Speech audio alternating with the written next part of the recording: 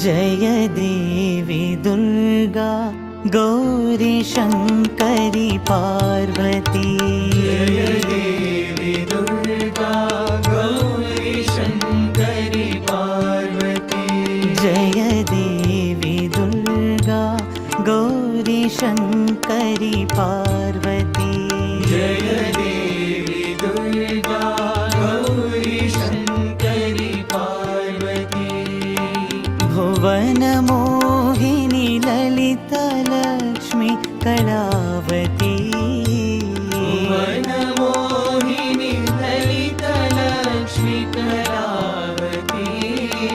भुवन मोहिनी ललिता लक्ष्मी कलावती।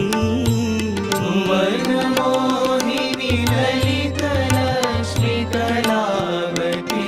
जय देवी दुर्गा गौरी शंकरी पार्वती। जय देवी दुर्गा गौरी शंकरी पार्वती। कमलकामिनी हरि नारायणी भगवती। कमलकामिनी हरि नारायणी भगवती। कमलकामिनी हरि नारायणी भगवती। कमलकामिनी हरि नारायणी भगवती। वेदमाता विद्यादायिनी भारती। वेदमाता विद्यादायिनी भारती। वेदमाता विद्यादायिनी भारती। वेदमाता विद्यादायिनी भारती। हंसवाहिनी वीणापाणि सरस्वती। हंसवाहिनी वीणापाणि सरस्वती। हंसवाहिनी वीणापाणि सरस्वती। हंसवाहिनी वीणापाणि सरस्वती। जय देवी दुर्गा गौरी शंकरी पार्वती। जय देवी दुर्गा गौरी शंकरी पार्वती। भुवन मोहिनी ललिता लक्ष्मी कलावती। भुवन मोहिनी ललिता लक्ष्मी कलावती। जय देवी दुर्गा गौरी शंकरी पार्वती। जय देवी दुर्गा गौरी शंकरी पार्वती। कमलकामिनी हरि नारायणी भगवती। कमलकामिनी हरि नारायणी भगवती। वेदमाता विद्यादायिनी भारती। वेदमाता विद्यादायिनी भारती। हंसवाहिनी वीणापाणि सरस्वती। हंसवाहिनी वीणापाणि सरस्वती। हंसवाहिनी वीणापाणि सरस्वती। हंसवाहिनी वीणापाणि सरस्वती। जय देवी दुर्गा गौरी शंकरी पार्वती।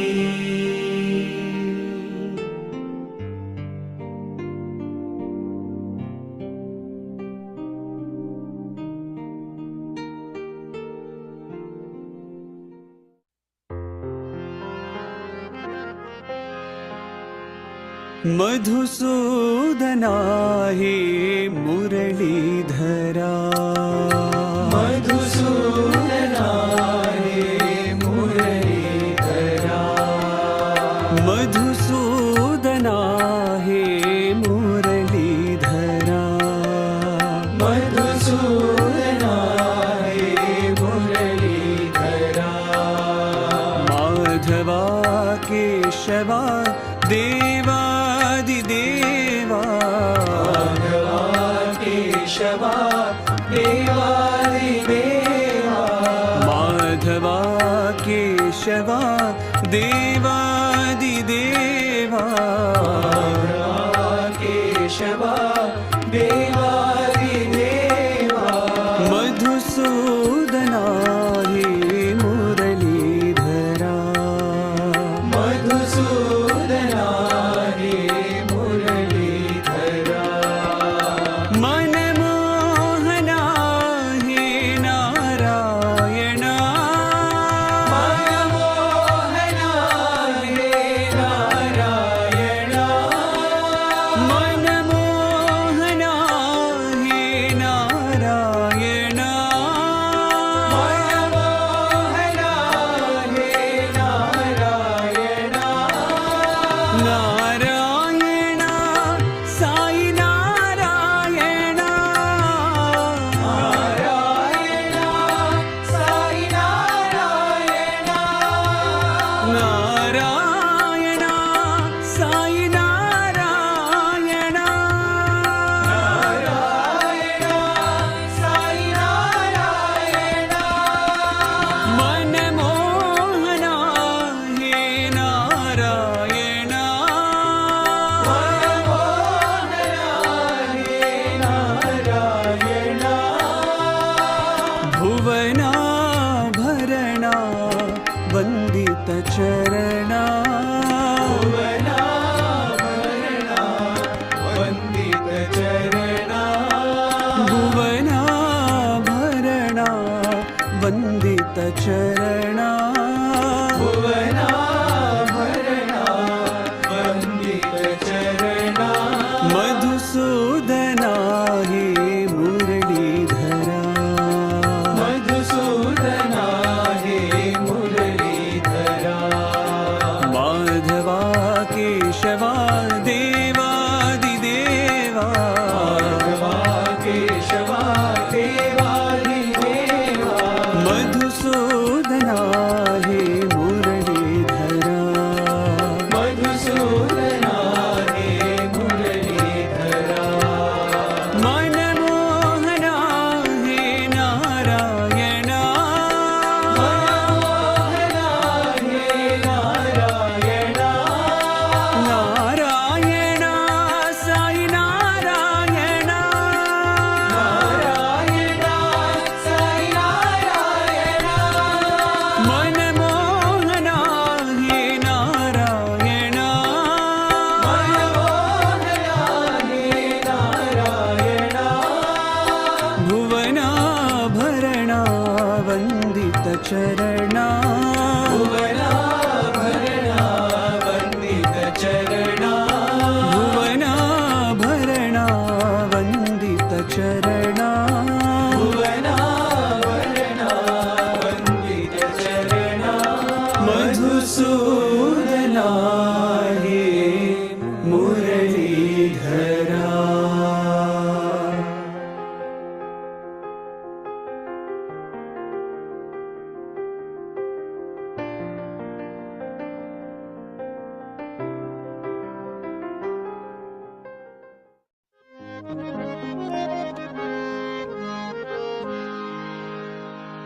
ॐ नमः शिवाय नमो नारायण ॐ नमः शिवाय नमो नारायण ॐ नमः शिवाय नमो नारायण ॐ नमः शिवाय नमो नारायण ॐ नमः शिवाय नमो नारायण नमः शिवाय नमो नारायण ॐ नमः शिवाय नमो नारायण नमः शिवाय नमो नारायण ॐ नमः शिवाय नमो नारायण ॐ नमः शिवाय नमो नारायण ॐ नमः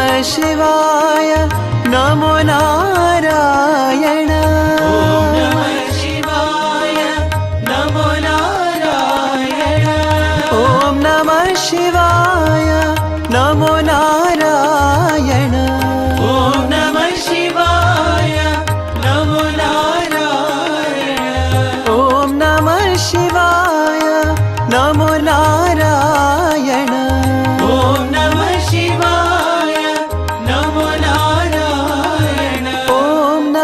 शिवाय नमो नारायण। ॐ नमः शिवाय नमो नारायण। ॐ नमः शिवाय नमो नारायण। नमः शिवाय नमो नारायण। ॐ नमः शिवाय नमो नारायण। ॐ नमः शिवाय नमो नारायण। ॐ नमः शिवाय नमो नारायण। ॐ नमः शिवाय नमो नारायण। ॐ नमः शिवाय नमो नारायण। ॐ नमः शिवाय नमो नारायण। ॐ नमः शिवाय नमो नारायण।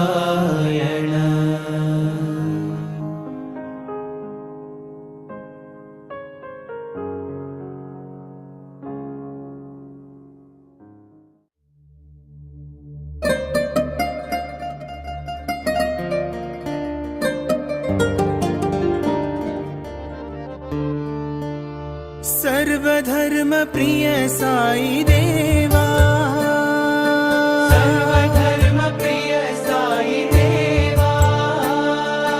सर्वधर्म प्रिय साई देवा, सर्वधर्म प्रिय साई देवा।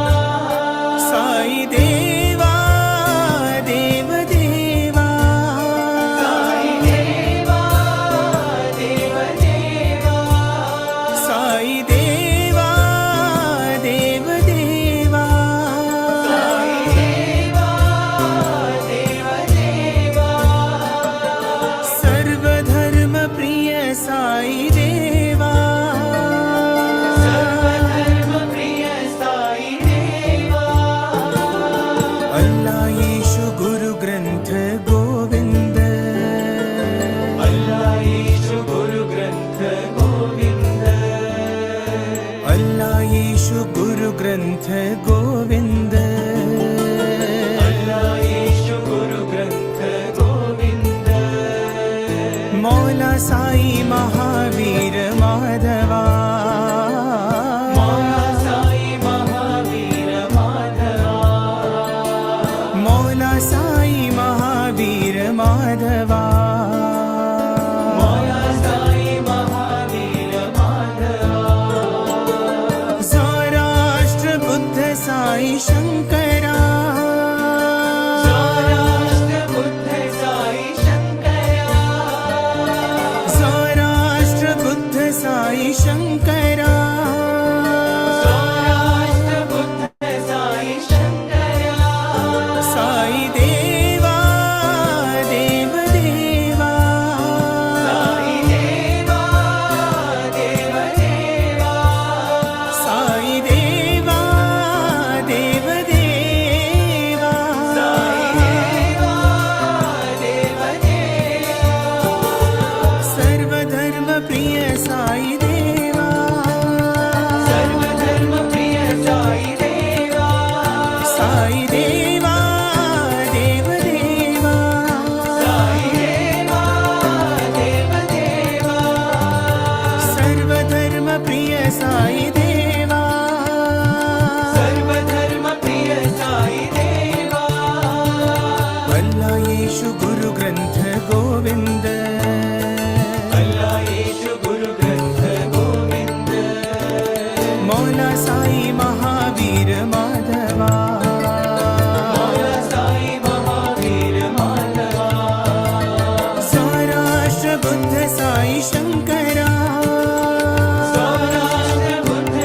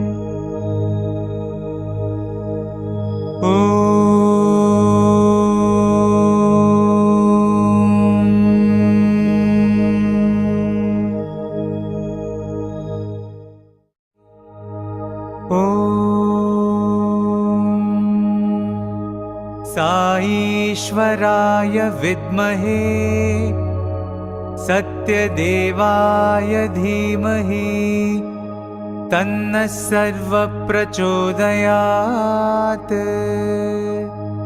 ॐ साईश्वराय विद्महे सत्यदेवाय धीमहि तन्नः सर्वप्रचोदयात्। ॐ साईश्वराय विद्महे सत्यदेवाय धीमहि तन्नः सर्वप्रचोदयात्।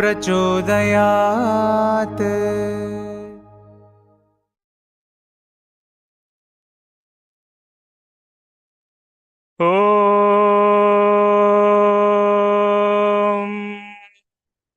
श्रीगुरुभ्यो नमः। हरिः ॐ। गणानां त्वा गणपतिगुं हवामहे कविं कवीनामुपमश्रवस्तमम् ज्येष्ठराजं ब्रह्मणाम् ब्रह्मणस्पत आनशृण्वन् नूतिभिः सीदसादनम् प्रणो देवी सरस्वती वाजेभिर्वाजिनीवती धीनामवित्रयवतु। गणेशाय नमः। सरस्वत्यै नमः। श्रीगुरुभ्यो नमः। हरिः ॐ।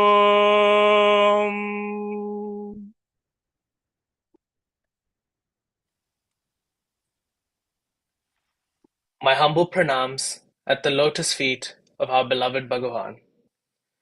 Om Sai Ram to you all. Thank you all for joining us this evening for our first Pathway to Prashanthi this year. My name is Avinash and it is my pleasure to host tonight's satsang. Tonight's Pathway to Prashanthi is the beginning of many more similar satsangs throughout the year, and we hope that you all have an enjoyable and enlightening evening. Tonight's guest speaker is Brother Bala Ramachandran. Brother Bala Ramachandran, lovingly called as BRC, currently hails from Chennai. He was blessed to come to Bhagawan's lotus feet in his early childhood and began singing bhajans at the Trichur Samiti in Kerala from the age of 15. Brother BRC was blessed with the golden opportunity to study at Bhagawan's University at Prashanthi Nilayam during the years of 1994 to 1999. During this period, he did his bachelor's in commerce with an honors and a master's in financial management, and he was even blessed to receive a gold medal directly from the divine hands during the university's convocation in the year 1999. On several occasions, Bhagawan has showered him with wonderful opportunities of singing for Swami as a part of the Mandir Bhajan group, both at Brindavan and at Prashanthi Nilayam. Currently, Brother Bala is an active member of the Sundaram Bhajan group at Chennai. On the professional front, he currently works with the HDFC Bank as Senior Vice President of Human Resources. Tonight, Brother Bala will be talking on the theme Anyatha Sharanam Nasti. You are my only refuge. He will be welcoming a few questions at the conclusion of his talk, so please feel free to ask your questions in the chat box and we will do our best to answer as many of these at the end. Without further ado, the floor is all yours, Brother Bala. Sairam. Thank you, Brother Avinash. Sai Ram.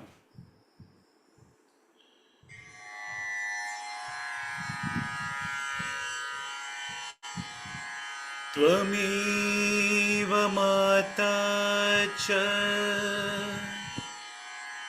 पिता त्वमेव त्वमेव बन्धुश्च सखा त्वमेव त्वमेव विद्या द्रविणं त्वमेव त्वमेव सर्वं मम देव देवा त्वमेव सर्वं श्री साई देवा.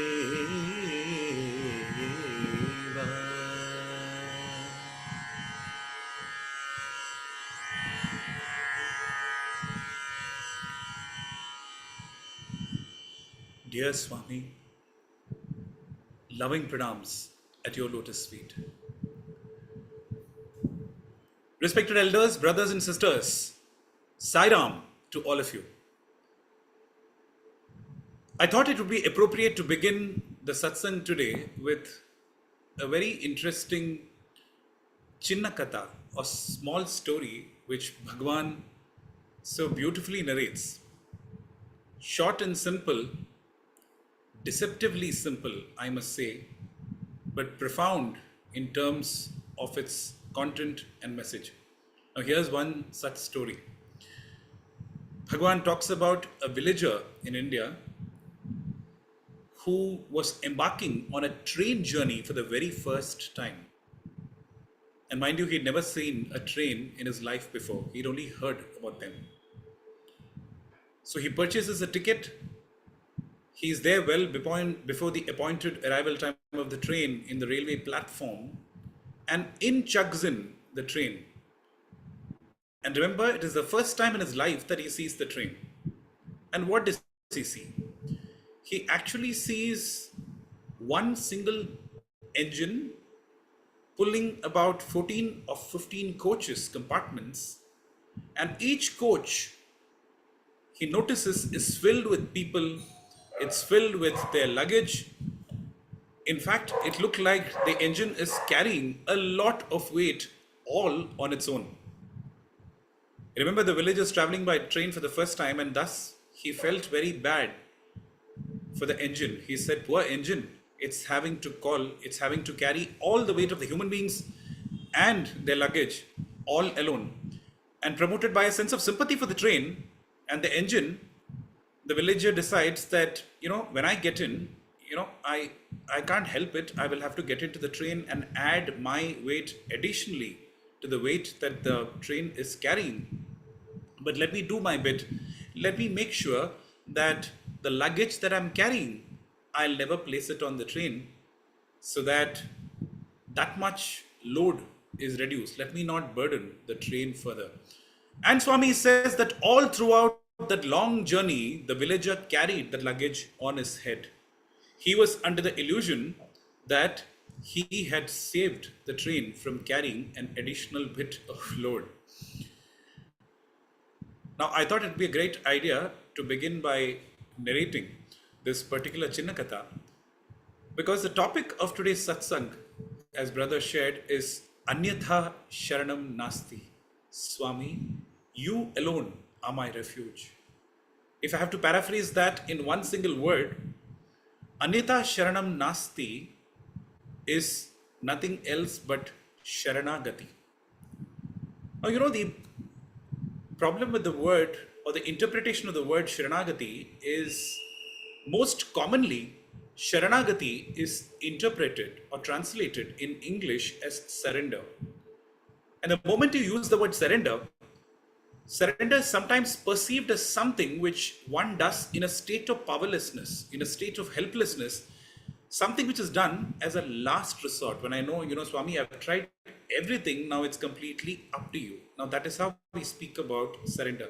We sometimes speak about surrender, very commonly about surrender, as something which we do when we are in a state where we feel we will have to let go, when we feel that we are powerless, we feel that we have done everything within our means. Oh Swami, please step in and then save us.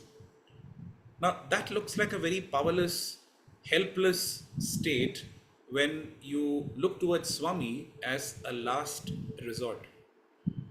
To the contrary, Anyatha Sharanam Nasti or Sharanagati actually arises from a recognition of two infallible fundamental facts.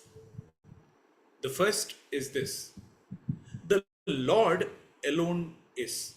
When you say Anyatha Sharanam Nasti, we are actually not saying, there is a me Swami and there's a you. I have tried everything that I can with my body and mind and intellect and my resources all around. I have tried everything, it doesn't work, and thus I rely on you. You see what I'm saying? There is a presumption of a I and a you. I failed, so you please take over. You alone are my refuge. And that is how Anita Sharanam Nasti or Sharanagati. I feel Bhagawan has a very different take on this, because for one, he says there is no I and there is no you. He says that the Lord, let me share a very beautiful experience of how Bhagawan demonstrated this truth that he alone is. Many years before in Prashanthi Nilayam, and Prashanthi Nilayam possibly was relatively new at that point of time. And in Prashanthi Nilayam is the Prashanthi Mandir, which we still see, but we possibly don't refer to it as the Prashanthi Mandir. We call it the Sai Kulwant Hall. A lot of old timers here would remember that the Sai Kulwant Hall is a separate structure which was built in the year 1999. In the year 1994 is when it was actually built. And before that, the mandir which you see today, where you have the bhajans, of course, happen outside now, but where you go inside for darshan after bhajans, the Prashanthi Mandir, where you still have Swami's throne. The first floor of that building, Prashanthi Mandir, is where Bhagawan would stay. That was his residence.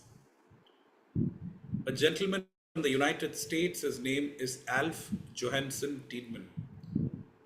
He lands in Prashanthi Nilayam in the afternoon.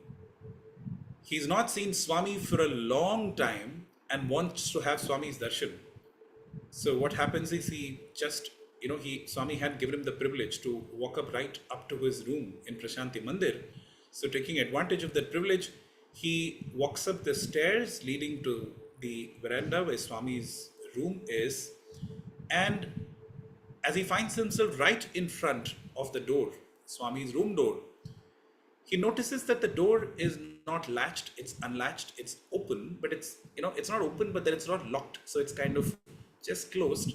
And he can actually hear Swami speaking to Professor Kasturi inside. So there's a conversation happening between Swami and Kasturi.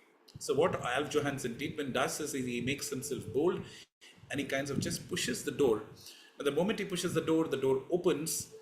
And who does he find inside? He finds our beloved Swami seated on a chair, and right next to him is Professor Kasturi.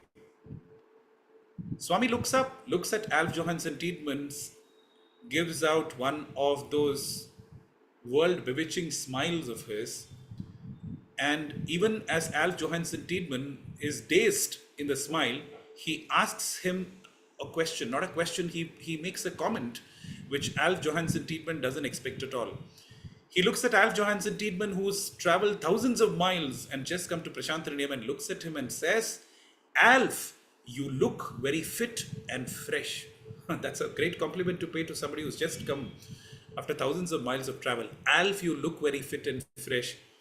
And even before he could recover from the surprise of that pleasant comment that Swami had made, Swami points to himself and says, Alf, how do I look? How does Swami look? Now, what do you tell Swami when he asks you how does he look? How do you describe this Swami? He's sometimes soft, he's sometimes hard. He sometimes looks fair, sometimes he looks dark, sometimes he looks small, sometimes he looks tall, sometimes he looks bright, sometimes he looks dark. He is like the changing rose of many hues, that kind of a Swami of infinite beauty and infinite hues. How do you even describe? But Alf Johansen Tiedemann, short of adjectives and faced with the challenge of responding to Swami, repeats the same words which Swami shared with him and says, Swami, you also look very fit and fresh. And immediately Swami turns to Professor Kasturi and says, how does Kasturi look? Again, Alf Johansen Tiedemann is short of adjectives and words, and he just repeats the same words. And he says, Swami Kasturi also looks very fit and fresh. And then Bhagawan brings out a beautiful message to your brothers and sisters from this beautiful experience. Swami says, Alf, Swami looks very fit and fresh. Swami looks very fit and fresh. Alf looks very fit and fresh. Kasturi also looks very fit and fresh. Do you know why? Because you are all my reflections. You're all my reflections. Because Swami looks very fit and fresh, automatically you will look very fit and fresh. Kasturi will look very fit and fresh. Because you're all my reflections. There is no you, there is no me, there is only me and you. Not just you, but the entire cosmos, the entire creation is just my reflection. So I draw your attention again to this particular point. When we talk about surrender, we says, one way of looking at it is, Swami, I have tried everything. I have used all my resources.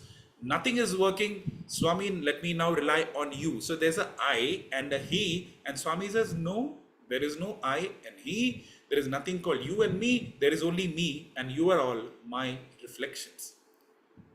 So if you look at it through that lens, the word Sharanagati appears very, very different. It gives you a totally different perspective. The second infallible fact is that the Lord listens to everything.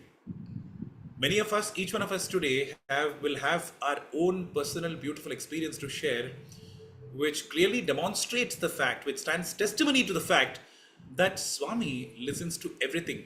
He is that one person who's not counted in the number of our brothers and sisters who have logged into YouTube for this satsang, but he's always there, a part of every satsang. In fact, he is the speaker, he is the listener, and he is the subject of this satsang. The Lord listens to everything.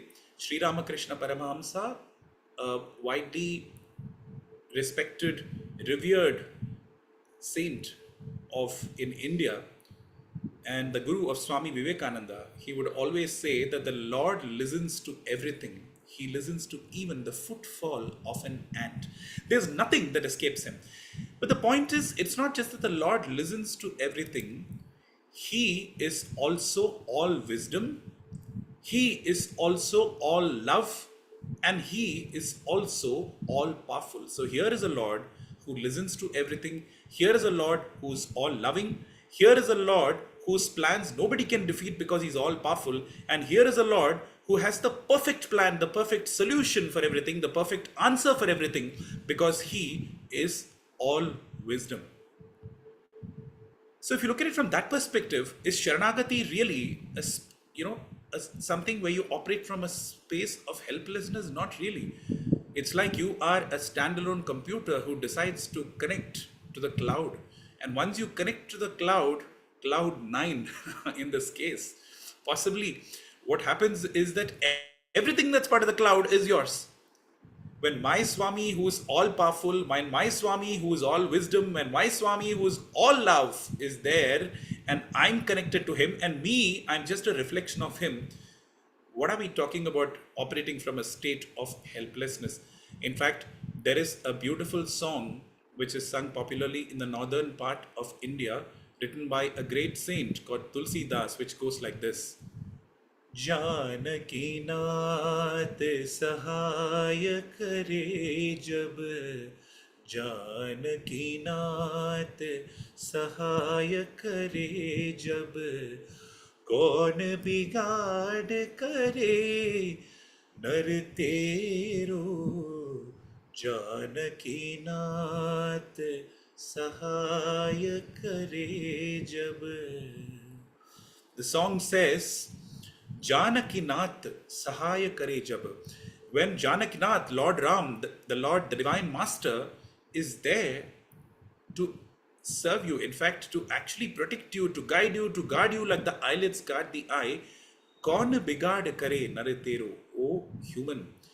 Can anybody ever cause any trouble for you?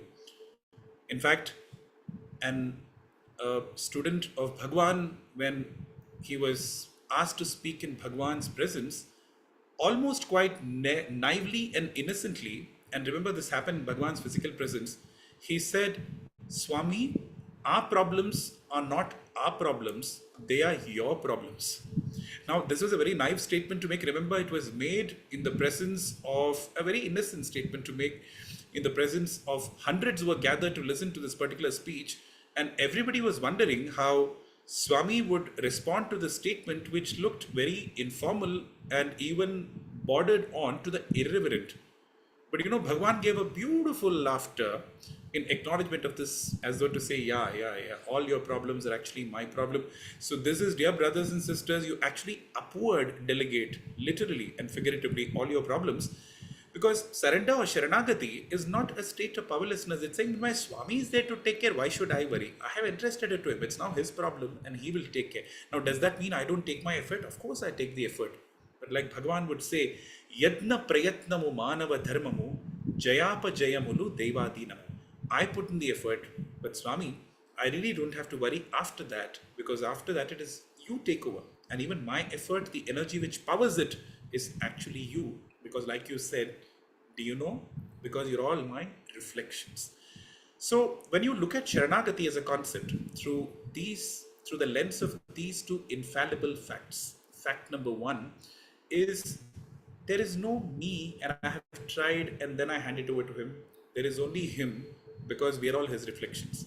And second is, you have a Lord who is all powerful, who is all wisdom, who is all love, ever waiting to guide you and guard you, hold you by the hand and guide you. Chaipattika padute vratamo naku. As Swami said in Telugu, he said, I have a vow that I will hold you by the hand and guide you one by one. When we have that kind of a Swami, Sharanagati is a natural choice. In fact, it's a natural way of life. It's the most easiest way of living. By Swami's grace, over the next 25 minutes or so, we will explore how Sharanagati expresses itself in thought, word, and action. And when Sharanagati expresses itself in thought, word, and action, how does this in turn lead to blossoming? A blossom of a wonderful experience. How does all this blossom into a wonderful experience, which leads to a supreme state of peace, a supreme state of happiness, which is beyond pain and pleasure, gain and loss? Because Bhagavan says that my definition of devotion is this: pain or pleasure, gain or loss. The one who looks at all of that as Swami Sankalpa, as Swami's Prasadam, who looks at that with Sama Drishti, as Swami refers to it, equal sight, with equal mindedness, with a state of equanimity. He said, that is my definition of devotion, and that is my devotee. And his promise is that to such a devotee, I will ever be attached. Is he not attached to the other devotees? Of course he is. It is just that our attachment to him, his attachment to us, his omnipresence with us is experienced infinitely more powerfully when we are in that particular state, when we say, Swami, whatever I face in my life is your prasadam. So let's explore this point. Sharanagati in thought, Sharanagati in word, and Sharanagati in action. And when all of this comes together, thought, word, and action, how does it blossom into beautiful experiences? Let's look at this, dear brothers and sisters, to the life experiences of the devotees. But remember, these are really not the stories of those devotees. It is his story. It's the Lord's story. The touch of the one in the play of the many, like Professor Kasturi very beautifully describes. Talking about Sharanagati in thought, there are a couple of experiences which come to mind. There was this devotee who was living in Africa and who would regularly visit the Sai Center in Africa. He had formally not become a part of the Sai Center, though he did join the bhajan sessions and the other activities in the center. One of the things which was holding him back from formally taking up membership in the Sai Center is he had noticed a pattern. Now, what is this pattern? And as I say these words, maybe a lot of you will resonate with this. He had observed that when he looked at the lives of many of the people who had come to Swami's fold, he noticed a pattern. And what's that pattern? He felt that till they came to Swami's fold, there seemed to be absolutely no trouble in their life. Everything seemed hunky-dory. But the moment they came to Swami's fold, troubles seemed to manifest and troubles seemed to multiply infinitely. A lot of you may possibly be shaking your head saying, this happened to us also, we've seen this happen too. So the doubt that this devotee had is, why invite trouble into my life? It looks like anybody becomes a part of this Swami's organization, their troubles are going to increase. And thus, he did not formally want to become a member of the Sai Center, or rather he had a dilemma in his mind. And with this dilemma, he approached one of the very elderly brothers there in the Sai Center and said, brother, this has been troubling me. I've noticed that if I come into Swami's fold, people come into Swami's fold, troubles come into their life. And then this brother smiled sweetly and shared a beautiful perspective. And that, dear brothers and sisters, I think is an excellent example of Sharanagati in thought. This elderly brother said, brother, I think you're not looking at it the right way. It is not that troubles come into your life because Swami has come into your life. It is not that troubles come into your life because Swami has come into your life. It is because troubles are going to come into your life that now Swami has come in. It is not that you came to Swami and then trouble started. No. It is not like that.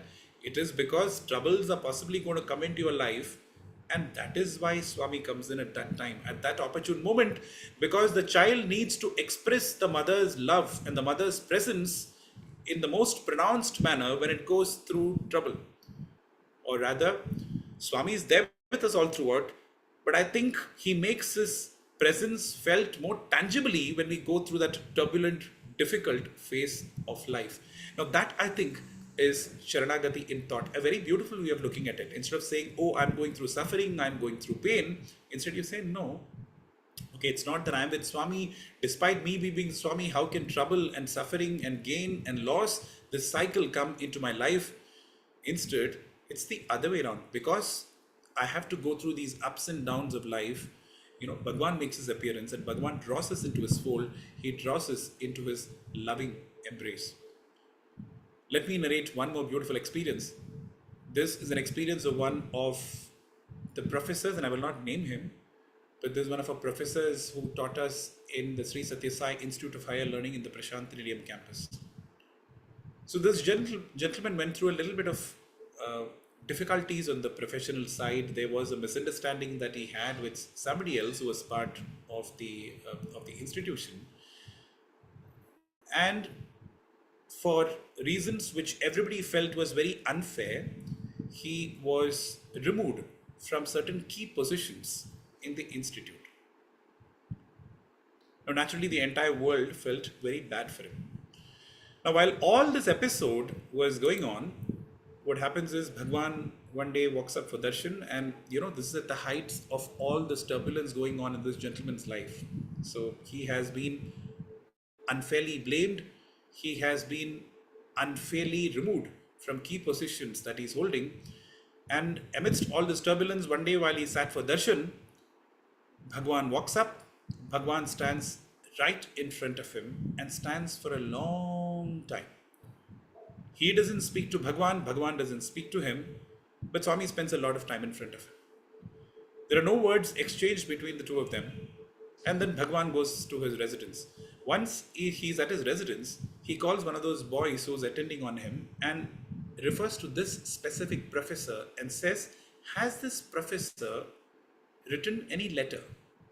Because in those days, the teachers, the staff who worked in Bhagwan's institutions had this special privilege. They could actually go up to Swami's residence. There would be those boys who were on duty at the door and actually hand over the letter which they wanted to give to Swami, actually hand over the letter to them. And if they're lucky, they would be asked to wait. Bhagwan would go through the letter and actually give an instant response. They had that privilege. So Swami was checking with one of those brothers saying, has this professor given any letter? He says, no, Swami, there is no letter which is coming from this professor. And Swami goes away. In the evening, just before Bhagwan retires for the day, he calls this boy again and again asks, has any letter come today during the course of the day from this professor? This boy is intrigued. This is the second time in the same day that Bhagwan is specifically checking whether this professor has given a letter. He says, Swami, there is no letter that this professor has written. And then there was a beautiful smile on Swami's face. It was, the brother felt a smile of great satisfaction, a smile of pride. The kind of smile which would appear on the face of a guru, a teacher, when you have a student who you think has learnt a lesson very well. But this brother was thinking, hey, Swami has actually asked about this person twice, has spoken about he writing letters to Swami, and he was also aware of the turbulence that this particular professor was going on. Now, these are not things you can directly, discussions between Swami and you, conversations between Swami and you are not things which you can directly go and share with others outside. But then he thought he must find a mid path. So the next day, coincidentally, he did happen to meet this professor. He did not refer to Swami's conversation with him, but said, sir, I know you're going through a bit of turbulence. Have you ever considered writing a letter to Swami about this? Because, Swami asked about the letter twice. And at that moment, this professor says something very beautiful. He says, brother, what is there to share with the Lord who is all-knowing? Is there anything that he does not know? And is there anything that can happen without his sankalpa, without his divine will? Not a blade of grass moves without his will.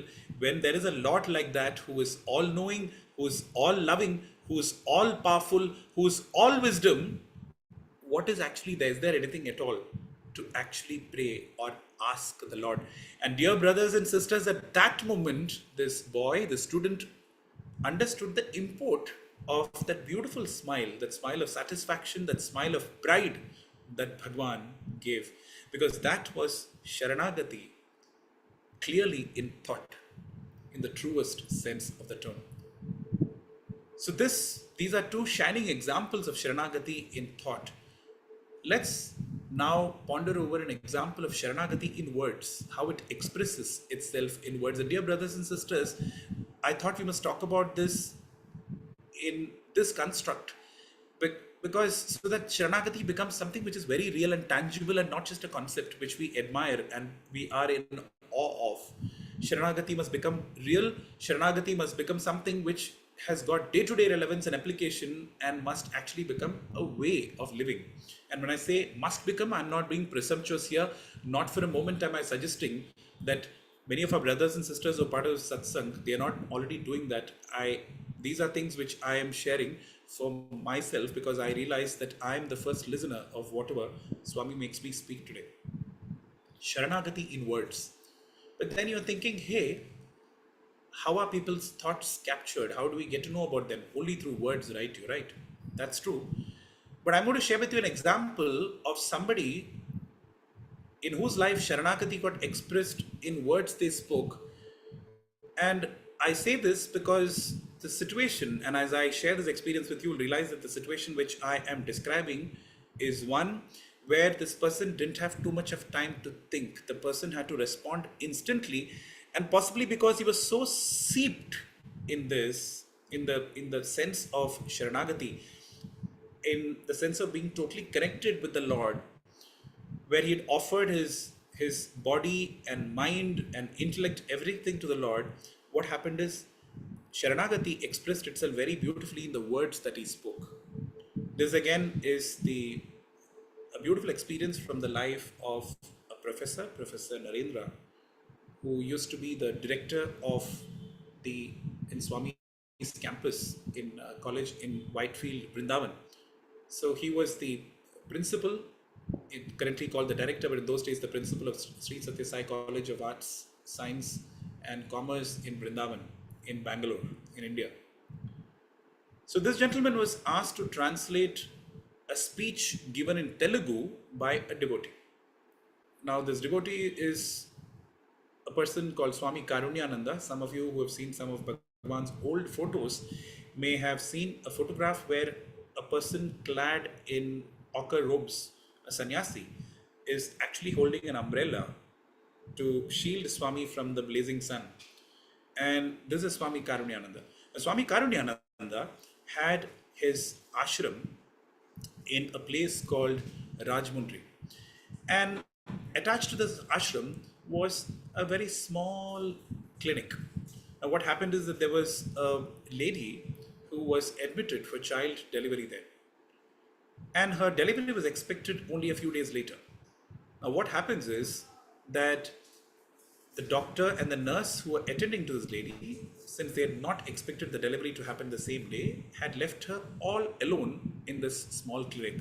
So nobody was there, it is this lady all alone. In fact, this nurse had stepped out that day, she'd stepped out to watch a movie.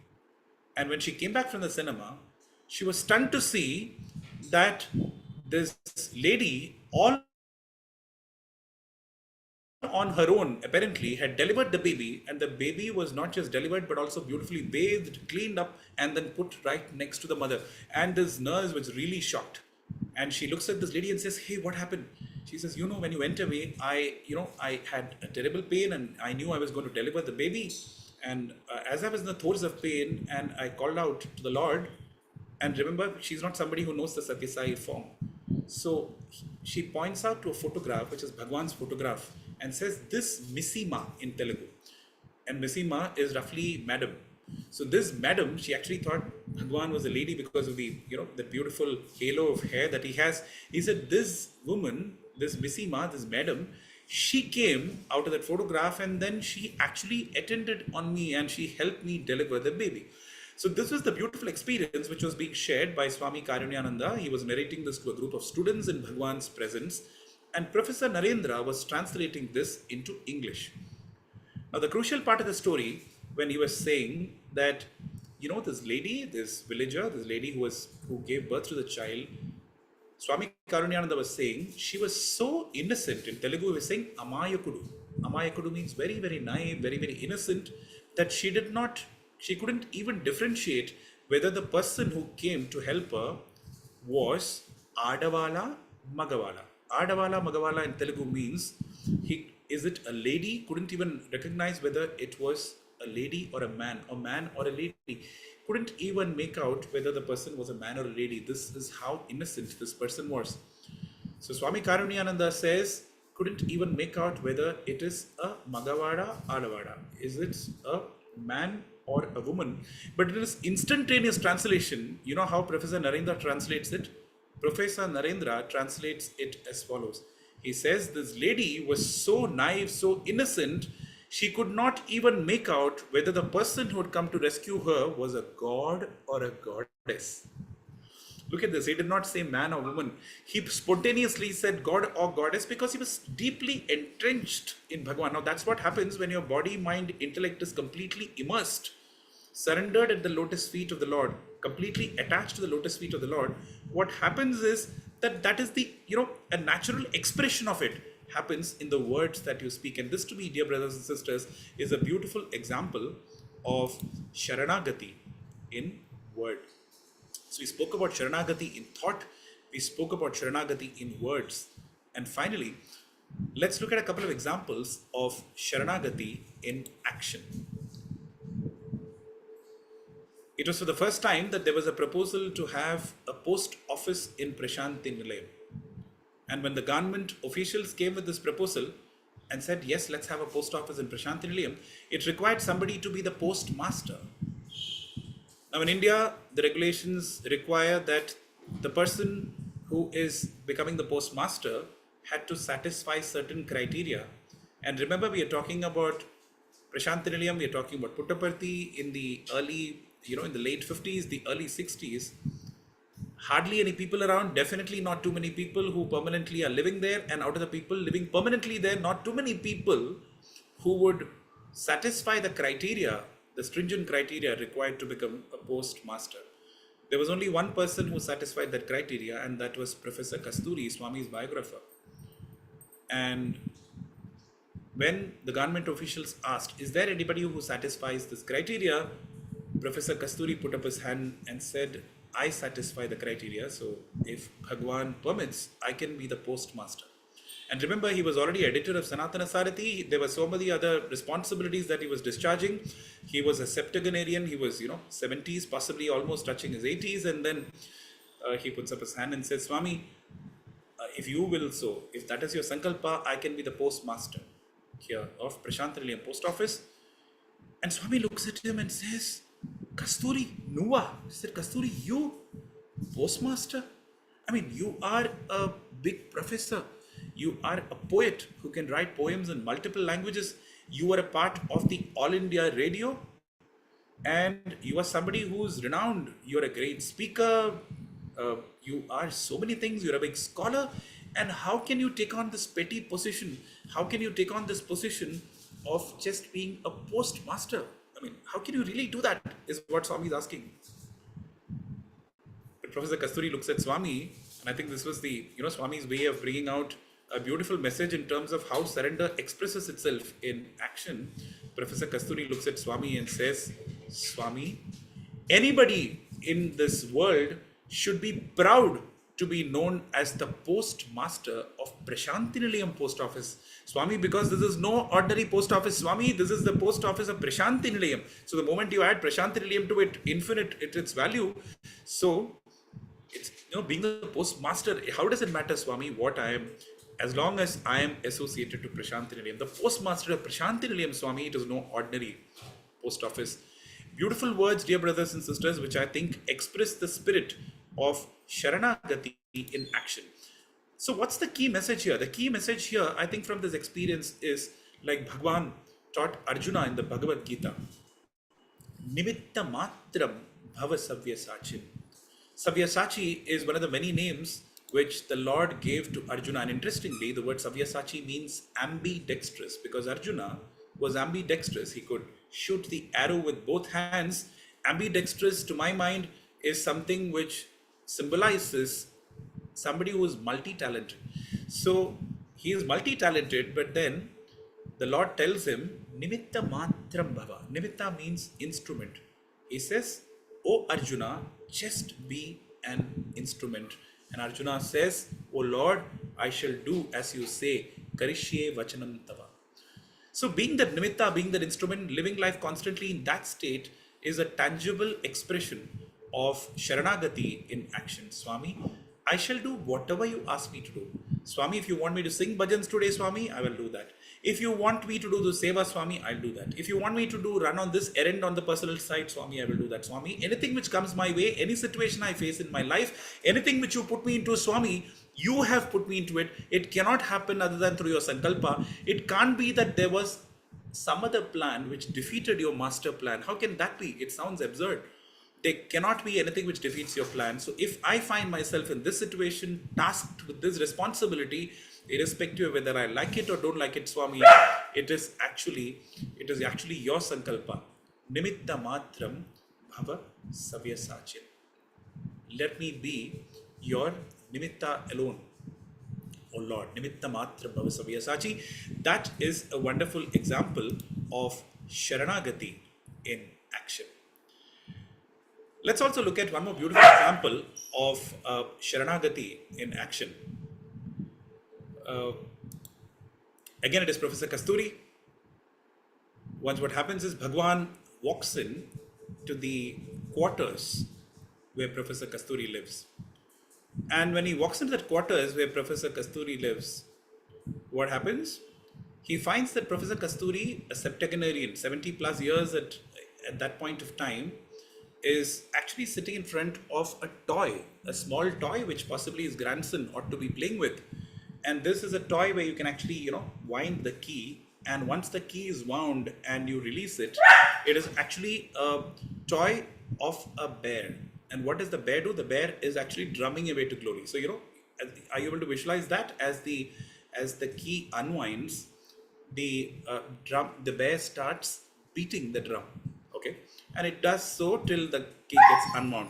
So Professor Kasturi is actually playing with this little toy, and that's when Bhagawan walks in. Bhagwan walks in, he's very amused with the sight, and what does he do? Very playfully he comes and he just kicks the toy. He just kicks the toy and the toy falls down. And in mock anger, in mock anger, Professor Kasturi says, he says, in mock anger, Swami actually says, he says, Kasturi, you know what I will do with you? Once you have served my purpose, I'm going to kick you out, just like I did to this toy, to this bear. And then Professor Kasturi notices that this bear, had actually, which Bhagwan has kicked, had just kind of fallen down. Okay, it was lying down flat facing the roof, if you can visualize. But while it did that, it was still drumming away to glory, because the key was still there. The key had been wound, and the action of the key was still there. So Professor Kasturi looks at this and looks at Swami and smilingly says, Swami, even if you kick me out, Swami, even if you kick me out, I will continue to drum for you. I will continue to do your work, Swami. How does it matter what you do to me? You kick me out, no problem. You caress me, no problem. Irrespective of what you do, Swami, it is your sankalpa, it is your prasadam. I will continue to drum for you. I'll continue to do your work for you. Not just continue to do your work, Swami, but make it a celebration. Drumming away to glory happily, irrespective of what life places in front of me, Swami. Because pain or pleasure, gain or loss, whatever it is your sankalpa. And whatever you place in front of me, Swami, cannot happen without your sankalpa. And thus, I know you're all loving, all wisdom, and you're all powerful. And I know you're there with me, Swami, so why should I worry? There's no trouble which is big enough, and I will continue to drum for you. And dear brothers and sisters, I think that is a beautiful expression of Sharanagati in action. So we spoke about Sharanagati, we looked at shining examples of Sharanagati in words, Sharanagati in thought, Sharanagati in action. And all this, I think, blossoms into Sharanagati in actual experience. And Bhagwan willing, we'll look at a few examples of Sharanagati in action. There was this gentleman who used to serve in Swami's institution in the Prashanthi Nilayam ashram. In fact, he is to serve in the general stores, which is still there, the shopping complex in Prashanthi Nilayam. Now, his work required him to travel to nearby towns around Prashanthi Nilayam and purchase all those articles which were required to be sold in the stores. So on one of those trips to a town which is adjacent to Puttaparthi, he was traveling in a vehicle along with a few others. What happened is, unfortunately, he met with an accident.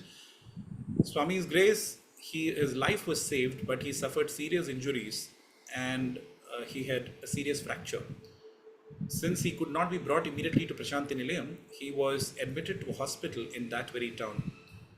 When Bhagwan was informed about this particular accident, very graciously, what he did was, he sent somebody from Prashanthi Nilayam along with Vibhuti Prasadam and said, please go speak to this devotee, tell him that I'll take care, etc. So this gentleman who was Swami's messenger, who comes with this Vibhuti, comes and sees this devotee. This devotee is extremely delighted that somebody has come. Bhagwan has sent somebody out of his infinite compassion and love. And at that point, this devotee asks him, saying, can I please write a letter? Will you please hand it over to Swami? And this person who's come from Prashanthi Nilayam says, brother, by all means, please do write a letter and I will take it back to Swami, and then if Swami permits, I will hand it over to him. So he writes a letter where he says, Swami, thank you for saving my life, Swami. Yes, here are doctors who are treating me, but Swami, you are my doctor. I know you are the person who's saving me, you are the person who's healing me, and so on and so forth, like any devotee would write in this context. And he sends this letter. And then the letter is promptly delivered to Swami. Swami accepts the letter. A couple of weeks later, this gentleman is not completely healed, but he's healthy enough to travel, and he's permitted to travel from that particular town to Prashanthi Nilayam. But he's still on a wheelchair, his leg is still in cast, and he cannot move around. Now the Dasara festival, the Navratri or the Dasara festival, which is a grand occasion in Prashanthi Nilayam, was approaching, and he had a lot of responsibilities to discharge in the stores which is there, because there will be a lot of devotees who come. And he was eager that he gets back to action, but unfortunately the doctors had told him that this is going to take another 3 to 4 weeks for him to start walking. How was he to do the seva under these circumstances? So naturally he was feeling very bad. He was sitting in the darshan line. In fact, he was sitting on a wheelchair. Bhagawan comes for darshan, walks up to him, and Bhagawan asks him, what did the doctor say? He says, Swami, doctor said that for 4 weeks I will have to be in car, Swami, so I'll not be able to move. And Swami says, okay, Santosham. And then Swami walks away. Now, suddenly this man is kind of disappointed, because when Swami came and spoke to him, he thought that Swami would now give him vibhuti and Swami would instantly heal him, and then he would be able to, continue with the seva activities well in time, and he would be well enough to serve well in time for Dasara. But then all that didn't happen. Nothing dramatic happened. The next day, Bhagawan comes again and says, what did the doctor say? And again, this gentleman gave the same response, saying, Swami, doctor said it will take about 3 to 4 weeks for me to start walking. Swami again smiles and walks away. The third day, Swami again comes and asks this question. And he gives the same answer, and by now he is worried, saying, hey, so I have answered this question thrice. Swami is asking me the same question. So what is it that I'm missing? There must be something which I'm missing. And why is Swami asking me this question again and again and again? And neither is he healing me. So what's really happening here? And what happens is that he goes home, he's very dejected, and he speaks to his wife and he says, I don't know, Swami has been asking me this question. Swami has been asking me, what did the doctor say? And I've been giving him this answer, but he keeps asking me and he doesn't do anything. He doesn't heal me. Then his wife thinks about it and said, hey, did you not say that you wrote a letter to Swami? In that letter, what did you write? He says, I thanked Swami for saving my life. I also told Bhagawan that, Swami, you are my doctor, while the others are treating me, you are my doctor, and you are the one who's healing me. And his wife says, exactly, that is what he is asking you. You said, Swami, you are my doctor, and he's asking you, what did the doctor say? And you've been referring to the doctors in the hospital. And then it just strikes him. And he comes back and sits in the darshan line the next day, and the merciful Lord walks in once again and gives him that opportunity again and asks the question, what did the doctor say?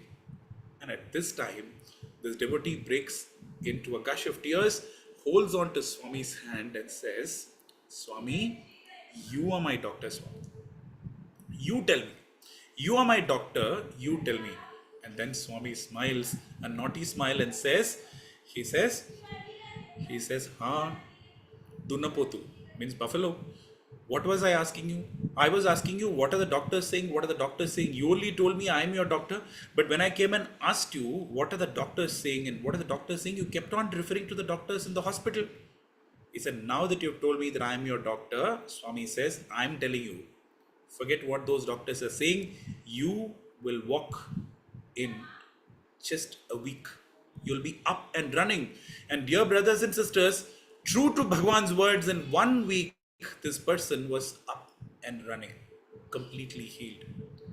And this is what happens when Sharanagati is experienced in thought, word, and action.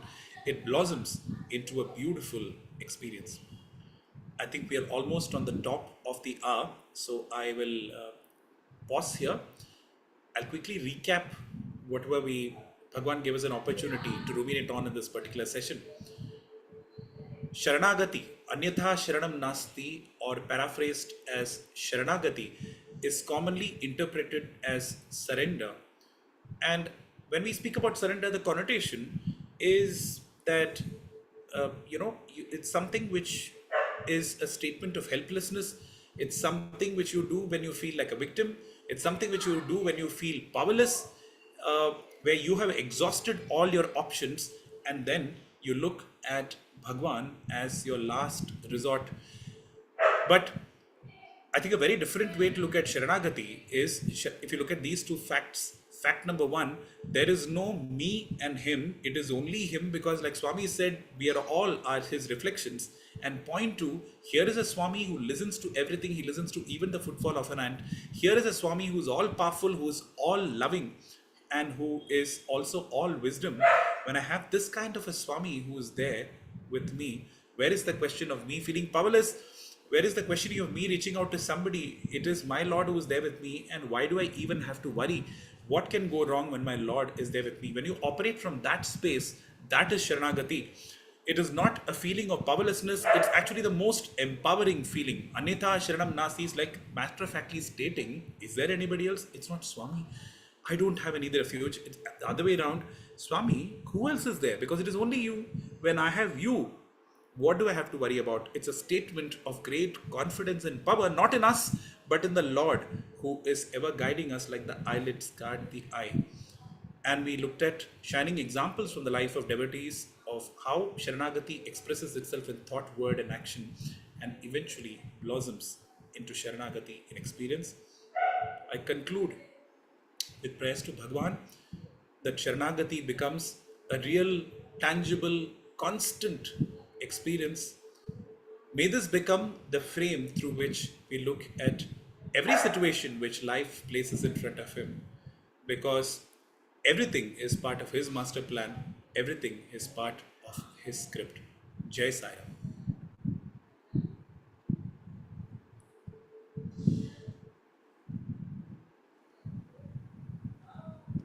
Saram, brother, thank you so much for your enlightening words.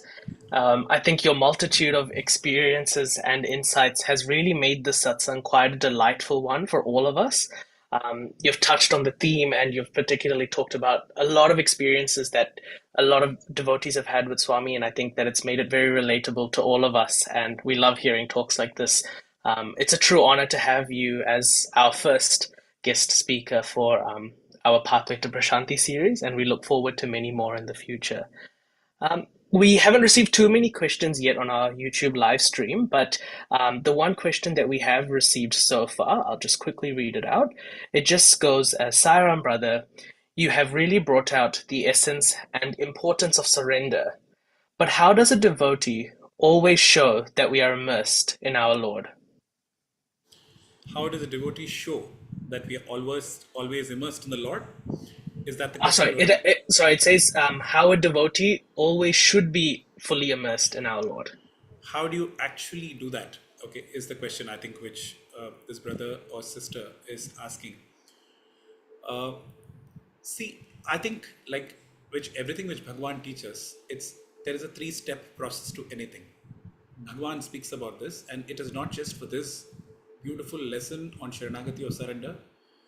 It is with everything that he teaches.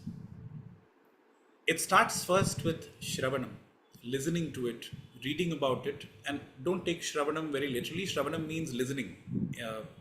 If I directly translate it into English, but Shravanam basically means, comprehending it, either through listening to it, or you read about it, or you see it. So first step is to comprehend it, Shravanam. The next is Mananam.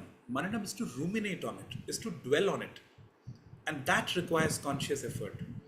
Now, one thing is to listen to satsangs like this, but then after the satsang is to actually think about it in terms of, okay, now what is it that like Bhagavan would give the example of the cow chewing the cud.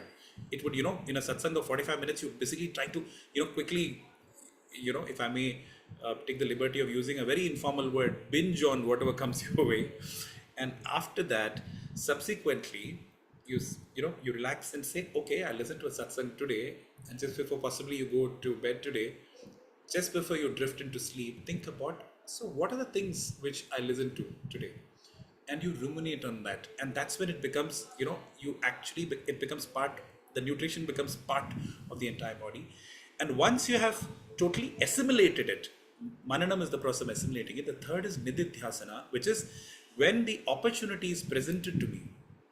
And the good thing is opportunities are always there, because that's why if you look at Bhagawan says that he's not like a mathematics teacher, he's not like a science teacher, he's not like an English teacher.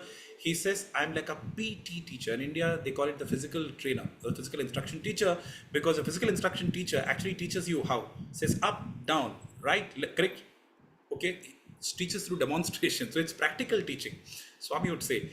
So every moment, every experience that the Lord will place in front of you, the Sadguru that our Swami will place in front of you after that will be an opportunity for you to practice what you've heard in these satsangs. And you can be sure that what is required will come your way. There are so many of us listening to satsang today, but you know what? Each one of us will take a message which is different, a message which we need currently in our context of life. The same satsang you listen to at a different point of time, you'll pick up a different message. And that is the beauty of Swami's message. It's mystical language. You know, he can say so many things to so many people in one single go and say multiple things to the same person at different points of time. So Shravana, Manana, Nididhyasana. That is a structured effort which Bhagawan prescribes for assimilating and in fact I would say actualizing. You want to make a real life experience of anything, this is a path, this is a structure, a model which will 100% work. Why? Because it is Swami who's talking about it. And if Swami talks about it, it will work. Amazing. Thank you so much, brother. That truly makes sense, and I hope the devotee who asked the question has got their answer. We'll go on to the next question. This question reads as, what is happiness and what is bliss? Can it be experienced through surrender? Of course. In fact, Bhagwan, thank you for asking me this question, brother or sister who has asked this question. Happiness and bliss. See, when Bhagwan talks about the definition of devotion, in fact, in a letter written on 23rd of May 1947, if I remember right, he writes to his brother, Sri Shesham Rajugaru, and there he talks about, he says, I have my definition of devotion. And there he says, my definition of devotion is pain or pleasure, loss or gain. The person who looks at both of this with equal sightedness, okay, who looks at it the same way, who's indifferent to both of this, welcomes both of this as prasadam, that is my devotee. Now, what happens is when you talk about happiness, happiness is delivered by something which is pleasant, right? It's delivered by the highs of life. It's delivered by pleasure. Happiness is the outcome of victories. Happiness is the outcome of honor. Happiness is the outcome of everything which we consider positive and we consider desirable. But life is something which gives you both, right? It doesn't give you just pleasure, it also gives you pain. Life doesn't just give you gain, it also gives you loss. Life doesn't just give you honor, it also gives you dishonor. Life doesn't just give you the rose, it also gives you the thorn. So when life gives you both of this, how do you reach that supreme state of peace and bliss, which we referred to in the beginning of the satsang? Prashanthi is supreme peace, right? Prashanthi, supreme peace. How do you get to that state of peace, bliss? And that's the difference in my mind, as far as I understand, between happiness and bliss. Because happiness is dependent on pain or pleasure. Bliss is beyond both of this. The moment you start saying, Swami, whatever comes my way is your prasadam. Over a period of time, raga and dvesha, Swami would talk about attraction and repulsion. There are things which attract us in this world, there are things which repel us in the world. As long as you're within the cycle, you differentiate between things which attract you and repel you, then you are bound to be happy and unhappy. But the lesson which Bhagawan is painstakingly teaching is that look at both of this as my prasadam, because it can't land up in front of you unless I have willed it. And unless I have willed it, there's a reason for it. So if you're going through it and I permit you to go through it, it may be the result of your past actions. I have not caused it, okay, but it has again happened only with my permission. I have not stopped it. Now, if I've allowed you to go through it, it's for your own good. It's like you go and receive prasadam in your Sai center. Even if you don't like the prasadam, you're not going to throw it away, right? You're going to accept it. You may or may not eat it, but acceptance is critical. Now, once you get into that regular mode of acceptance, eventually you go to a state where you rise beyond happiness and sorrow. You move to a state called bliss. In fact, there is the Swami's ways are beautiful. There was this particular experience which I wanted to narrate, but I thought I wouldn't because of short of time, but this question has prompted this. So his master plan is amazing as always. There's this great saint revered in the southern part of India, a great devotee of the Lord in the form of Lord Shiva. His name is Tirunavukkarasar from that part of Kerala, which the part of India where I'm currently speaking to you from Tamil Nadu. He was once punished by a group of people. Now, why he was punished, etc., is not relevant detail, but the important detail for us is what happened when he was punished and how was he punished. He was actually put into a kiln where you actually bake your bricks, you bake bricks, you actually just put into a kiln, and where bricks are baked, and along with the bricks he was put in, and the door was closed, and then like bricks are kind of roasted or fried, not fried, roasted, he actually is put in fire, and they were sure he'd get killed. So imagine you put a man inside the place where they bake bricks. It's like an oven being put inside an oven. And when this person comes out and he's asked, how was your experience? First of all, he comes out unscathed and everybody is surprised. And when he was asked, how was the experience? He describes in Tamil. I'll sing that beautiful phrase for you and then translate it. And I think that amplifies the answer to the question which this brother or sister has asked. The answer of this devotee was, my experience in the oven was as follows. He says, Masil Vinayum Malay Madiyavum வீசுதென்றலும் வேங்கிலவேனிலும் மூசுவண்டரை பொய்கையும் போன்றதே ஈசன் எந்தை இணையடி நிழலே ஈசன் எந்தை இணையடி நிழலே. He says, my experience inside that kiln of fire was as follows. I heard the beautiful stringed music of the veena, the stringed instrument. I experienced the cool breeze. I experienced the coolness of the water, of the refreshing water of the river. I heard the humming sound of the bees around beautiful flowers. This is how my experience was in the oven. Seriously? But that is what it was, because he said, Isan Yendai Inayadi Nirile. He says, because I was in the shadow of my Lord's feet. And the moment you say, Swami, I'm on the shadow of your feet, how does it matter whether it's fire? How does it matter whether it is snow? How does it matter whether it's honor? How does it matter whether it's dishonor? When my Lord is there with me, when it isn't, whatever I'm experiencing is because of His Sankalpa. It is only with His permission that this has come. And when the Lord is holding my hand, who or what can ever trouble me? Dear brothers and sisters, I think that is the, when you do Shravana, Manana, Nididhyasana, when you ruminate on this point, and when life presents the unpleasant experiences and the happy experiences, I think when we call this to memory and try and apply it in that particular stage, I think that's when we make that shift from just happiness to bliss. And bliss is an experience which is beyond the opposite of pain and pleasure and gain and loss, as Bhagawan so beautifully describes to us. Thank you so much, brother. That was wonderful, and I think it's very relatable for us. So thank you very much. We just have one final question. So the final question, how do we understand surrender and complete surrender? Is it unconditional? And what does prayer of surrender involve? Beautiful question again. See, first of all, what I believe is surrender is not a prerequisite. Surrender is an outcome of prayer. So there are a lot of people who say that, hey, prayer works when you pray with full faith and with a full sense of surrender.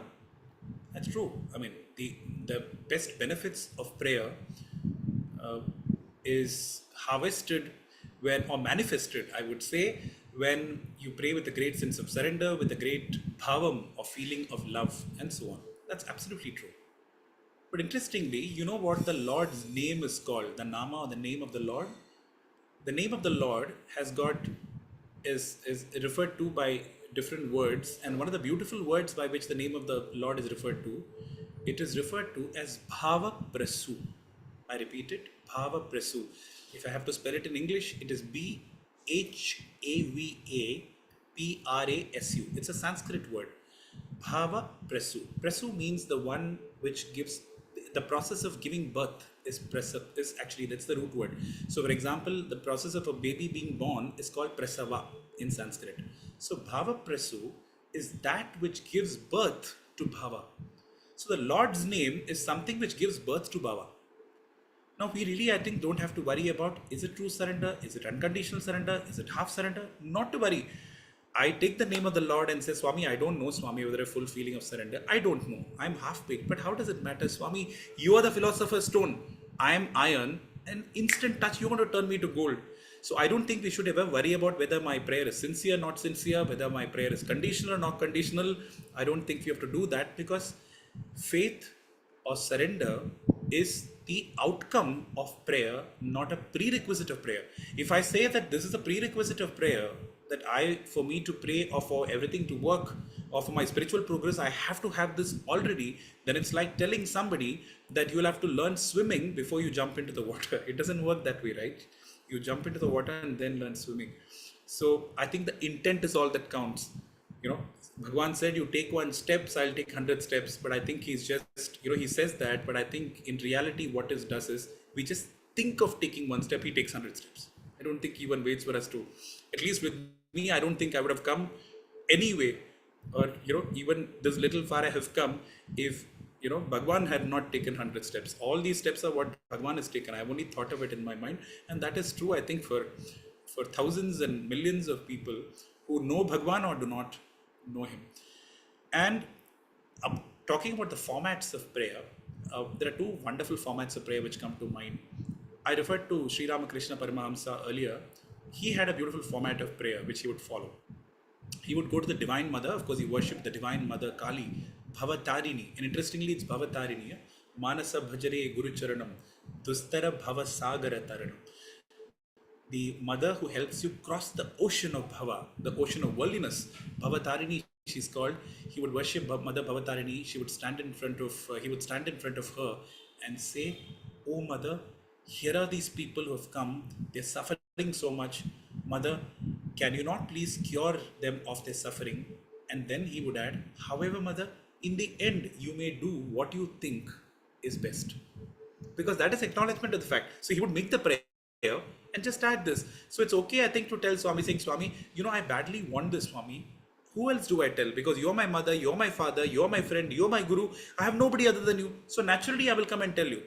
But after having prayed for what I want, I just start saying, "However, Swami, you may do what you best deem fit." I think that's a beautiful prayer which combines our urge to go and ask things to Swami and also brings in that feeling of surrender when you leave it to him. The other part is about, how do you understand? For example, you say everything happens for your good, but how do you even understand? I think many times you will not be able to see the good in a very tough situation. It's quite natural. A very tragic situation, for example. How do you come to terms with that? It's beyond understanding, because it's a master plan which is difficult for us to fathom, because it is created by a wisdom which is beyond the mind. So how do you understand it using your mind? Very simplistically, it's above the mind's pay grade. The mind would say, "It's above my pay grade, I can't handle this." The mind and intellect will tell you that. But I think one thing which I think works is to tell Swami, saying, "Swami, I know that this is for my good, for my larger good. But Swami, I don't understand it how. If you think, Swami, I need to, please help me understand." You know, and a lot of times I've seen this work very beautifully. If you need this, Swami will show you, give you a brief insight, and it's difficult to capture the entire big picture, but at least it gives you a sense of why a seemingly unpleasant thing has happened. So the unpleasant thing stays, but then you see it from a different perspective. And like that devotee was that oven and then baked along with the bricks. He did not experience the heat of the fire. He actually experienced coolness and comfort. The experience stays, the context or the situation remains the same, but you respond to it, experience it differently, because you are under the shadow of the Lord's feet when he gives you that understanding. So these are a few thoughts on working models in terms of how this has been, the sense of surrender has been lived out in thought, word and action by many devotees. That's why Bhagawan says, he says, read the life of saints, read the lives of devotees, because in their lives you would find working models of how you actually do all this and make all this a real, living, tangible experience.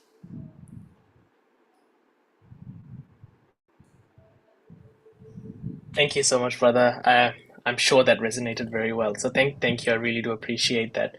We have one final request, if that's all right with you. Sure, brother. We'd all love to hear you sing Antaranga Sai, if that's possible, before we finish off. Definitely, brother. Whatever Swami wills. Yes.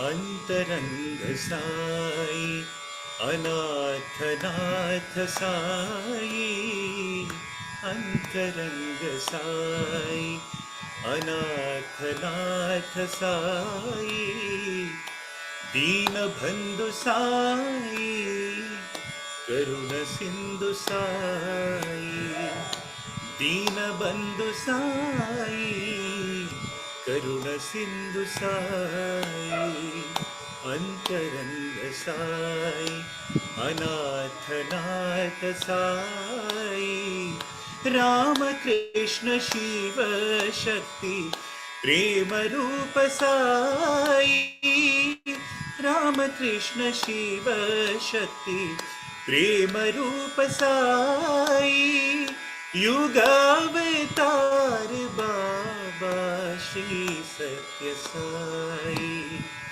युगावतार बाबा श्री सत्य साई अंतरंग साई अनाथ नाथ साई दीन बंधु साई करुण सिंधु साई अंतरंग साई अनाथ नाथ साई राम कृष्ण शिव शक्ति प्रेम रूप साई युगावतार बाबा श्री सत्य साई युगावतार बाबा श्री सत्य साई अंतरंग साई अनाथ नाथ Sai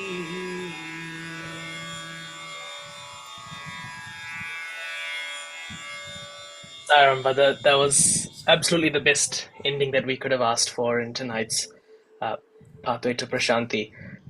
You've given us some wonderful experiences, some wonderful insights, all resonating around the theme and even more. And like I said earlier, I don't think we could have asked for a better way to start the series for this year. As you mentioned earlier, there are a lot of messages that were provided in tonight's satsang, and I hope that all of us are able to come back and rewatch it over and over again and take home a new message every time. And I'm sure that this will remain on our YouTube channel for many, many years to come. So thank you once again for taking the time out of your very busy schedule to be with us tonight. It comes from the bottom of our hearts, and we really do appreciate your efforts. Grateful for the experience, brother. I am the one who's blessed. I am intensely aware that each time Bhagawan puts me in a situation like this where I have to speak, and he offers me the opportunity, I'm convinced that it is only because there's something which I need to learn. It is part of his way to cleanse me. Anything which anybody would have taken away from the session is completely, I have absolutely no role to play. It's completely between them and Bhagwan. My prayers to Bhagwan that when people listen to this again and again, and even after the session, from this moment, people forget the speaker. People forget who spoke and remember only the message. At the end of the day, what matters is that. What matters is him. What matters is his message. I'm sure there are hundreds of speakers who would come and speak through sessions like this, but it is, like Professor Kasturi so beautifully put, the touch of the one in the play of the many. It's the play of the many, but he's the one who pulls the string. So may we have only Swami and his message in mind. I'm grateful for the opportunity to Bhagwan and to all of you for being instrumental. Jai Sai Ram. Thank you very much, brother. We do really appreciate it. And like you said, yes, we hope that the messages live on with all of us for many, many years to come. We have a quick announcement that we'd like to make for all of our devotees present tonight. We do have our national conference, which is coming up in not too long from now. The registrations are opening and the link will be sent out shortly. We do request everyone to keep that weekend free, which is the 6th and the 7th of April.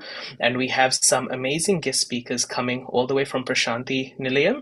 And so we do hope to see everyone there, and we will experience many more talks like what Brother has shared with us today. We'll now conclude the Pathway to Prashanthi tonight with a few bhajans and aarti and a few more announcements towards the end. Loving Sairam, enjoy the rest of your week, and we hope to see you next time on Pathway to Prashanthi. Sairam.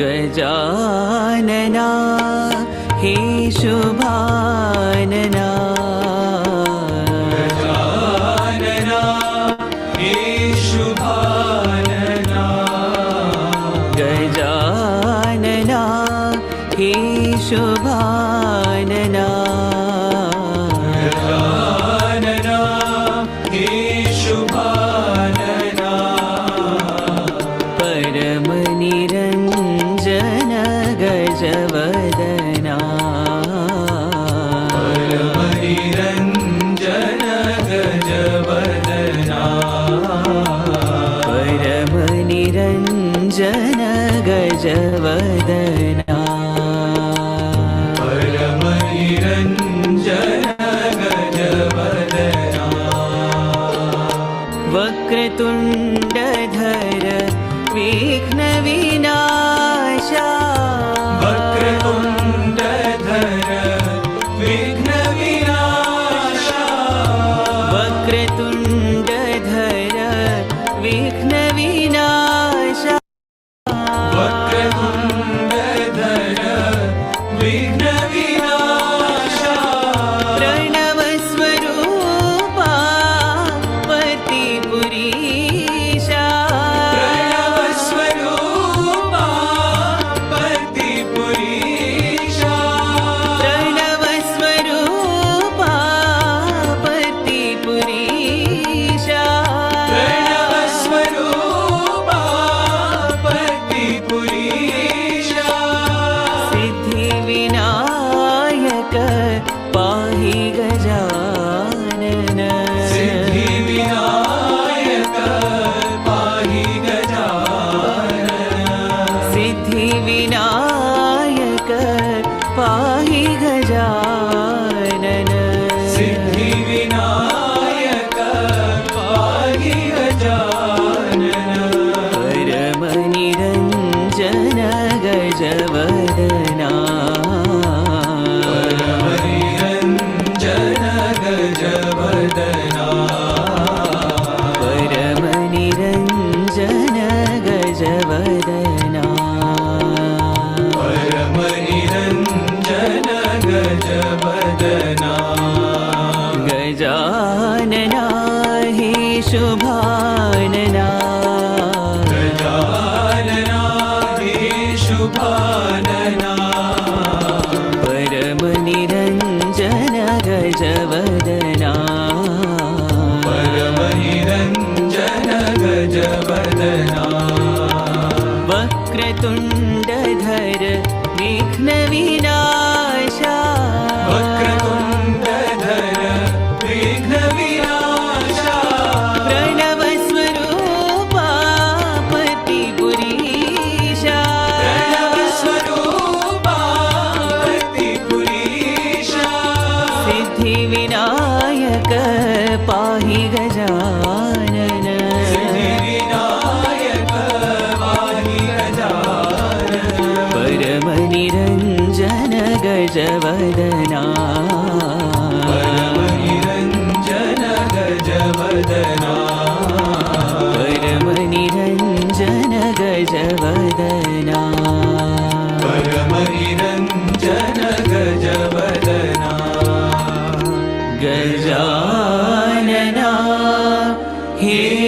शुभाय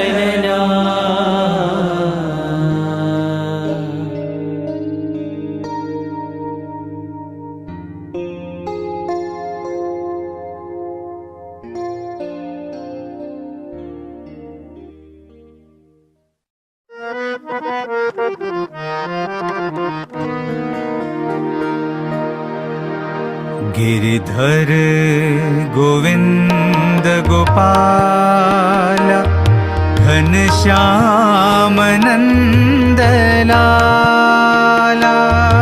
Giridhar Govind Gopal Ghanshyam नंद लाला। गिरिधर गोविंद गोपाल घनश्याम नंद लाला। गोविंद गोपाल घनश्याम नंद लाला। मनमोहना मधुसूदना हे माधवा। मनमोहना मधुसूदना हे माधवा। मनमोहना मधुसूदना हे माधवा। मधुसूदना हे माधवा। गिरिधर गोविंद गोपाल घनश्याम नंद लाला। गोविंद गोपाल घनश्याम नंद लाला। दामोदरा जनार्दना मुरलीधरा मनमोहना। जनार्दना मुरलीधरा मनमोहना। दामोदरा जनार्दना मुरलीधरा मनमोहना। दामोदरा जनार्दना मुरलीधरा मनमोहना। नमो साई नारायणाय नमो सत्यनारायणाय।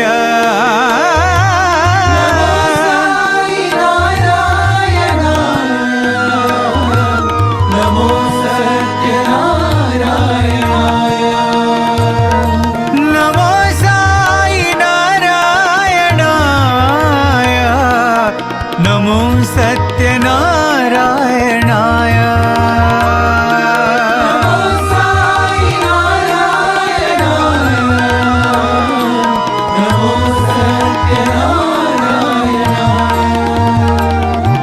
नमो साई नारायणाय।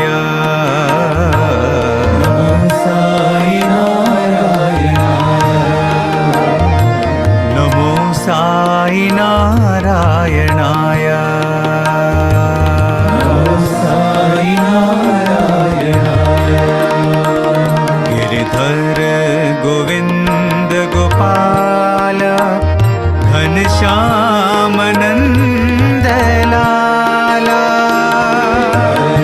गोविंद गोपाल घनश्याम नंद लाला। मनमोहना मधुसूदना हे माधवा। मनमोहना मधुसूदना हे माधवा। दाम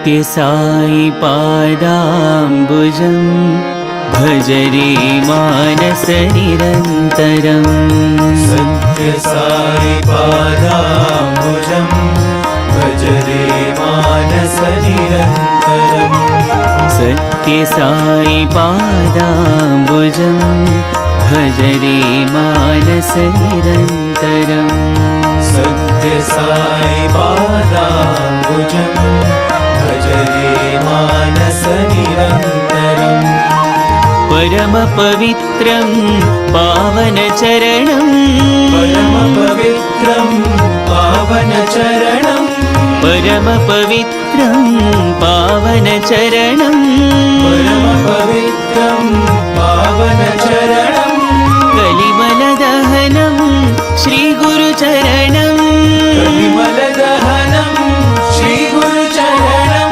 कलिमलदहनं श्रीगुरुचरणं कलिमलदहनं श्रीगुरुचरणं भवभयनाशन दुरितनिवारण भवभयनाशन दुरितनिवारण भवभयनाशन दुरितनिवारण भवभयनाशन दुरितनिवारण पतिपुरीश्वर पङ्कजचरणं पतिपुरीश्वर पङ्कजचरणं पतिपुरीश्वर पङ्कजचरणं पतिपुरीश्वर पङ्कजचरणं भज रे मानस निरन्तरम् भज रे मानस निरन्तरं भज भज रे मानस निरन्तरम् भज भज रे मानस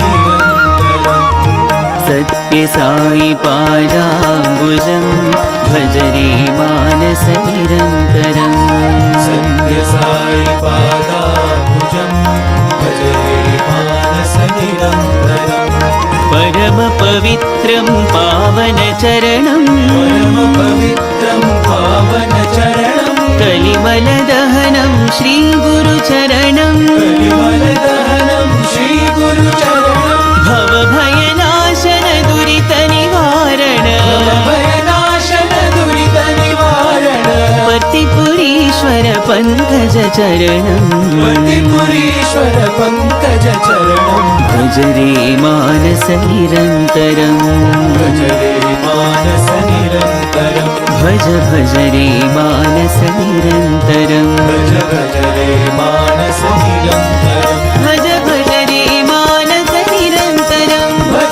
भज रे मानस निरन्तरं भज भज रे मानस निरन्तरम् भज भज रे मानस निरन्तरं भज भज रे मानस निरन्तरम् भज भज रे मानस निरन्तरं भज भज रे मानस निरन्तरम् भज भज रे मानस निरन्तरं सत्यसाई पादाम्बुजं भज रे मानस निरन्तरम् शिवशङ्कर नमामि शङ्कर शिवशङ्कर शम्भो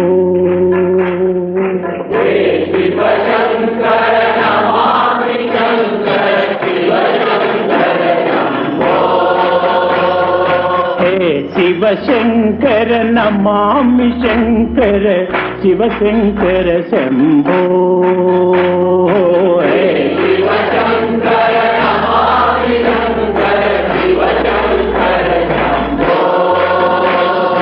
हे गिरिजापति भवानी शंकर है गिरिजापति भवानी शंकर है शिव शंकर शंभो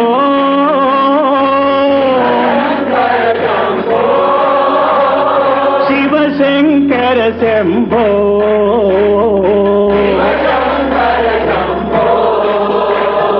शिव शंकर शंभो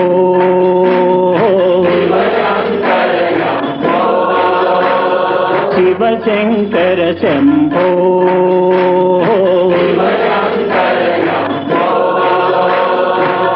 शिव शंकर नमामि शंकर शिव शंकर शंभो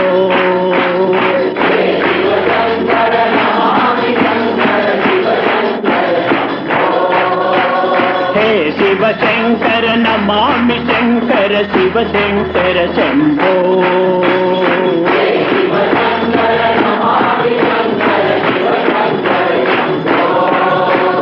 हे गिरिजापति भवानी शंकर है गिरिजापति भवानी शंकर है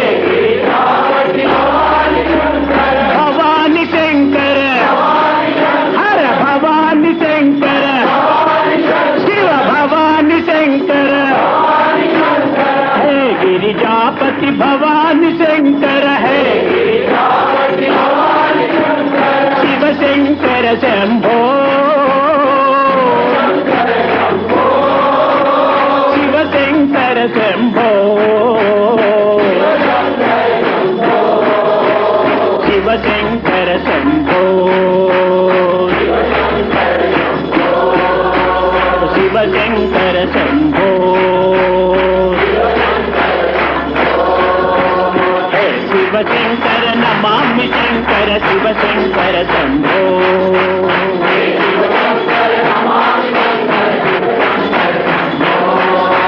हे गिरिजापति भवानी शंकर है गिरिजापति भवानी शंकर शिव शंकर शंभो शिव शंकर शंभो शिव शंकर शंभो शिव शंकर शंभो हे शिव शंकर नमामि शंकर शिव शंकर शंभो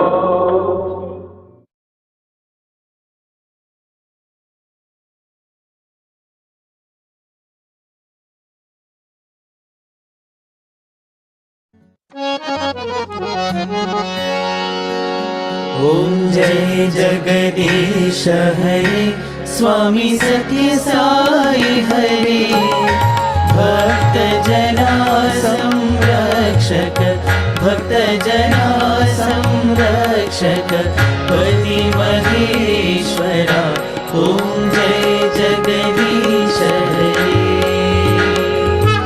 शशिवदना श्रीकरा सर्वा प्राणपते स्वामी सर्वा प्राणपते आश्रित कल्पलतिका आश्रित कल्पलतिका आपदान्धवा ॐ जय जगदीश हरे मातपिता गुरुदैवमु मरियन्तयु नीवे स्वामी मरियन्तयु नीवे नाद ब्रह्म जगन्नाथ नाद ब्रह्म जगन्नाथ नागेन्द्रशयन ॐ जय जगदीश हरे ओंकार रूप ओजस्वी साई महादेवा सत्य साई महादेवा मंगल आरती अंधुको मंगल आरती अंधुको मंदर गिरिधारी ओम जय जगदीश हरे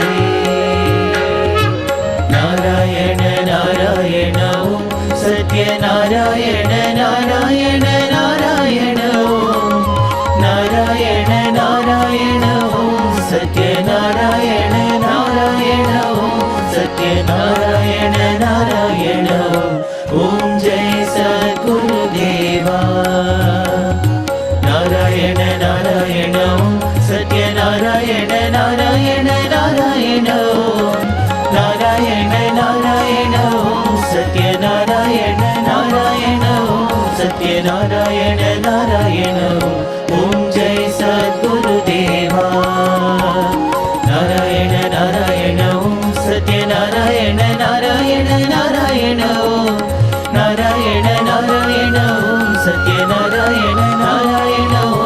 सत्यनारायण नारायण ॐ जय सद्गुरुदेवा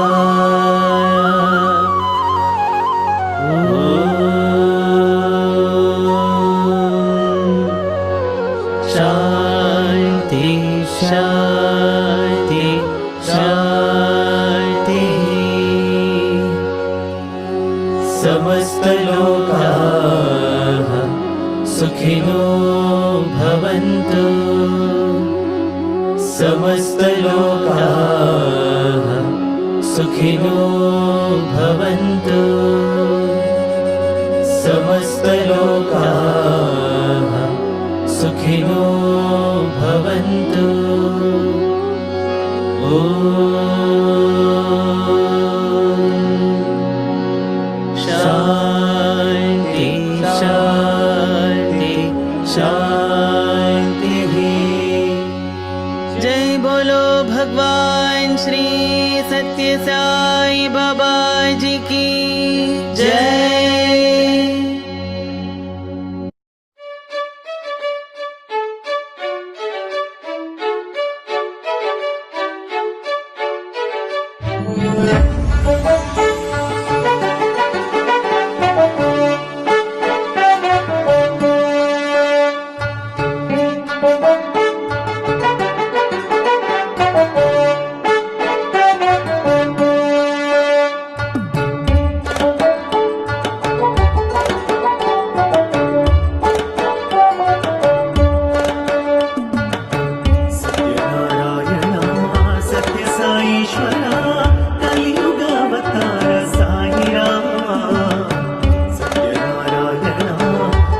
Sai